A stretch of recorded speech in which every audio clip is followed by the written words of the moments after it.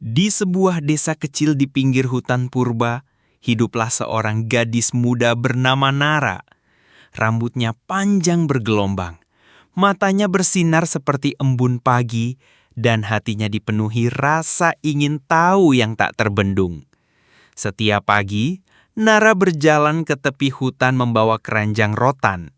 Ia biasa mengumpulkan jamur langka, akar herbal, dan kadang-kadang bunga liar untuk dijual ke pasar. Tapi hari itu, entah mengapa langkahnya terasa lebih jauh dari biasanya. Kabut pagi menggantung rendah saat ia menyusuri jalan setapak yang belum pernah ia lewati. Angin berbisik seolah memanggil namanya. Nara, Nara. Ia menoleh, tapi tak ada siapa-siapa. Dan tiba-tiba, semuanya berubah. Kabut semakin tebal, akar-akar besar menggeliat di tanah seperti ular tidur. Burung-burung mendadak diam, suasana menjadi magis dan sedikit menakutkan.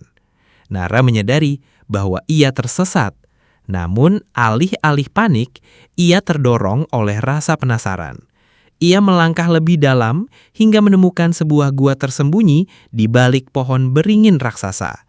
Di dalam gua, cahaya kehijauan berpendar dari lumut bercahaya. Dinding gua penuh ukiran kuno, bahasa yang tak ia mengerti. Dan di sanalah ia melihatnya. Jejak kaki raksasa. Gema langkah berat mengguncang tanah. Dari balik kabut muncul sosok setinggi pohon kelapa, bertubuh besar, dengan rambut panjang keperakan. Raksasa tua bertubuh keriput, namun bermata bijak. Nara mundur, ketakutan, tapi sang raksasa tidak mengaum. Ia hanya menatapnya dan tersenyum. "Kau anak pemberani," katanya dengan suara seperti gemuruh hujan. "Jarang manusia masuk ke lembah raksasa ini." Mereka pun berbincang. Raksasa itu mengenalkan diri sebagai Raka, makhluk terakhir dari bangsa raksasa penjaga warisan kuno. Di masa lalu, manusia dan raksasa hidup berdampingan, tapi keserakahan manusia membuat mereka tercerai-berai. Raka menunjukkan pada Nara sebuah kotak kayu tua yang tertanam di dasar batu besar. Kotak itu memiliki ukiran misterius dan hanya bisa dibuka oleh manusia berhati tulus. Dengan hati-hati, Nara menyentuh kotak itu. Ukiran di permukaannya bersinar dan kunci berbentuk bunga mekar di tangan Nara. Perlahan kotak itu terbuka. Dari dalamnya keluar sinar keemasan yang menampilkan bayangan masa lalu. Perang antara manusia dan raksasa, kehancuran hutan, dan benda-benda sakti yang disegel untuk mencegah bencana. Namun ada satu benda yang paling berbahaya, kristal nurani, sumber kekuatan dan kesadaran alam semesta. Raka memperingatkan bahwa kristal itu hanya boleh dipegang oleh mereka yang murni hatinya. Tiba-tiba, suara langkah lain terdengar. Seorang pria asing muncul dari balik gua. Ia mengaku sebagai peneliti, tapi matanya menyala rakus melihat kotak ajaib. Ia mencoba merebutnya. Raka menghadangnya, namun ia terluka. "Bawa kotaknya, lari, cepat, Nara!" teriak Raka dengan napas berat.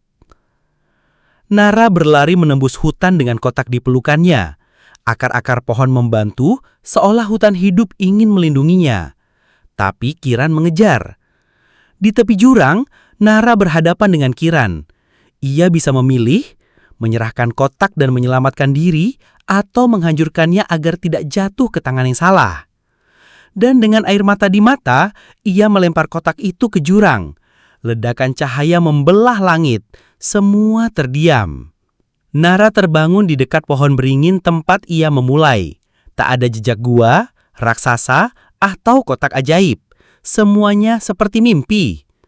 Tapi di tangannya ada ukiran bunga yang bersinar samar, sebuah tanda bahwa petualangannya nyata. Ia kembali ke desa, tapi kini Nara bukan gadis biasa lagi. Ia menjadi penjaga baru dari cerita lama, penerus warisan raksasa, pelindung alam, dan pengingat bahwa kekuatan terbesar bukanlah sihir, melainkan hati yang memilih untuk berbuat benar. Dan sejak hari itu, saat kabut turun dan angin berbisik di hutan, para tetua desa berkata, "Ada roh yang menjaga hutan ini, seorang gadis pemberani yang pernah bertemu raksasa dan memilih kebenaran daripada kekuasaan. Namanya Nara, dan kisahnya belum benar-benar berakhir."